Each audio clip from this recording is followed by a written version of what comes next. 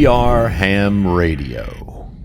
Welcome back, everybody. It's Freddie Mac, your Ham Radio Crusader, and I came across some interesting video from a Japanese YouTube channel showing the FTX-1 Optima in some interesting shots. They're actually showing how the Optima amp connects and disconnects from the FTX-1 field radio. It's pretty interesting stuff, to tell you the truth, and the channel is loosely translated into the name of I Want This, but I'll put links and credits to that YouTuber in Japan and thank him for this awesome video, because it's really covering some interesting shots of the new unit. Kind of gives you a better perspective of how proportionate it is to the hand with the amp turned on, or with the amp connected to it. Here you can see some of the accessory connectors, the BNC connectors to the back of the field unit with the battery connected onto the radio.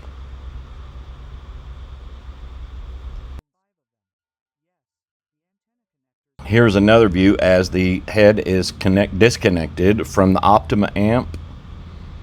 And you can see some interesting connections in there. There's at least 5 cables that I can see, plus a contact connector that's built into the FTX-1 field, basically providing power to the unit from the amp.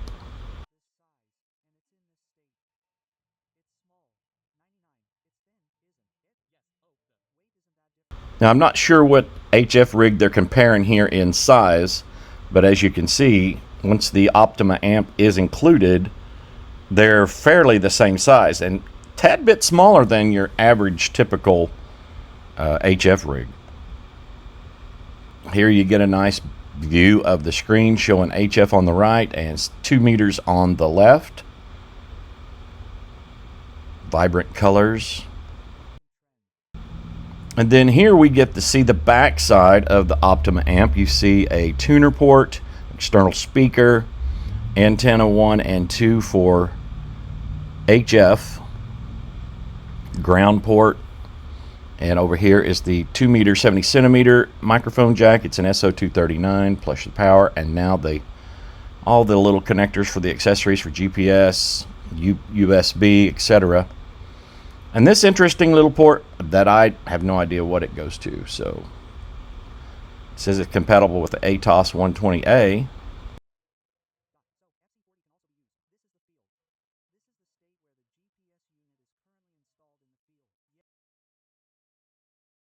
So here they're just showing it as the FTX-1 field unit, showing the GPS dongle onto the side. That's what the GPS is going to look like.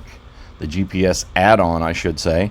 Showing the angle of the head, how it sits flat on the table and angles up so that the speakers are looking at you. And at least they're firing in your direction.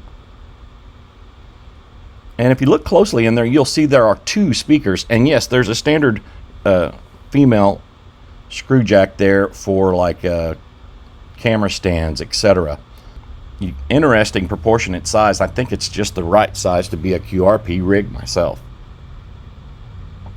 There are the 2 speakers, and they did mention in their translation to English, one of them appeared to be bigger than the other one.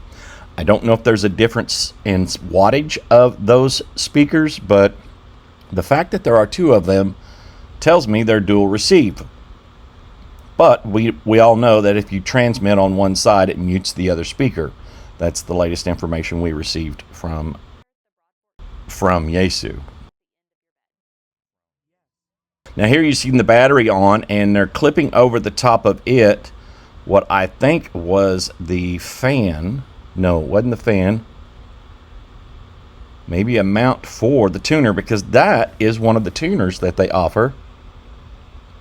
And you can see it all plugs right back into the FTX-1F. So that first item that clipped on went right over the existing battery.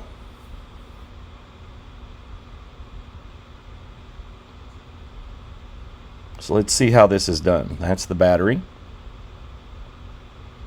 and it comes off. So there's the FTX-1F without the battery. Then you can clip on a fan. That's a cooling fan. They recommend you use it if you run non-battery power. Then you've got that bracket over that, and then the tuner.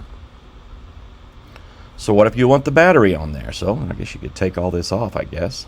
He's showing which direction the fan, the air from the fan flows. There's a USB-C port for charging the battery. Now, they mentioned 7 hours to charge the battery, but I don't know if he meant 7 hours of battery charge or it takes 7 hours to charge the battery. It's a 6,400 milliamp hour battery.